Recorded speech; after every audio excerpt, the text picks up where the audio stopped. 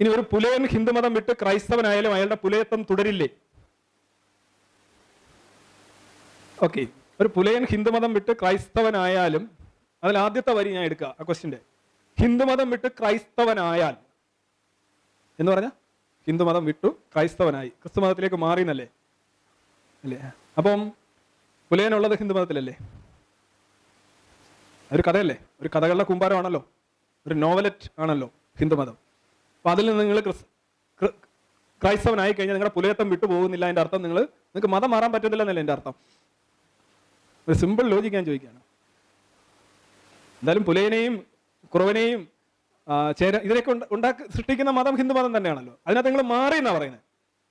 നിങ്ങൾ പിന്നെ പറയുന്നത് മാറിയില്ലെന്നാ പറയുന്നത്. അപ്പൊ മതം മാറാൻ പോലും പറ്റുന്നില്ല എന്നല്ലേ നിങ്ങൾ പറയുന്നത്? അപ്പൊ നിങ്ങൾ മതം മാറാം പക്ഷെ ജാതി മാറാൻ പറ്റില്ല എന്ന് പറയുന്നത് എന്താ അർത്ഥം? ഇതൊക്കെ വാക്കുകൾ വെച്ചുള്ള കളികളാണ്. നിങ്ങൾ മാറിയെന്നുണ്ടെങ്കിൽ ഓഫ് കോഴ്സ് നിങ്ങൾ ക്രൈസ്തവനായിട്ടുണ്ടെങ്കിൽ പിന്നെ നിങ്ങൾ ഇത് പറയരുത്. ഇപ്പൊ പലരും ഈ ക്രൈസ്തവ പുലയ എന്ന് പറഞ്ഞു കഴിഞ്ഞാൽ, ക്രിസ്ത്യൻ പുലയ എന്ന് പറഞ്ഞാൽ OX ആണ്.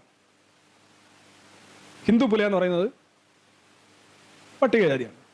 പട്ടികജാതിക്ക് 16%, 8 seat, 16% സംവരണമുണ്ട്. സംവരണത്തിന് 16%. OX-ന് 1%, 2%, depending on LGS non LGS. അപ്പോൾ ഒരാൾ OX ആയിട്ട് പറയുകയാണ് ഞാൻ ദളിതനാണ് എന്ന് പറഞ്ഞാൽ അയാൾക്ക് അങ്ങനെ പറയാം, അത്രേ ഉള്ളൂ. പക്ഷെ അയാൾ സംവരണ സാഹിത്യം അനുസരിച്ച് അയാൾ ദളിതനല്ല. കാരണം അയാൾ ദളിതനാണെങ്കിൽ അയാൾക്ക് ഈ പറയുന്ന സംവരണം കൊടുക്കേണ്ടി വരും. ആ ടേണുകളിലെല്ലാം അയാളെ പരിഗണിക്കേണ്ടി വരും.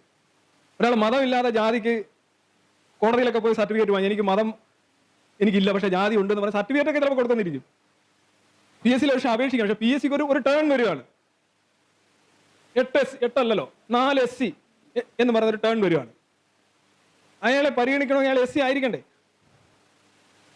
SC ആണെന്ന് എങ്ങനെ തീരുമാനിക്കുന്നത്? OX പുലയ എന്ന് പറയുന്ന OX ആണ്. OX അല്ല അവിടെ വരുന്നത്. അതൊക്കെ കിട്ടാൻ എങ്ങനെ PSC എങ്ങനെയാണ് അയാൾ റിക്രൂട്ട് ചെയ്യുന്നത്? നിങ്ങൾക്ക് മതമില്ലാതെ തന്നെ ജാതി ഉണ്ടാക്കാം.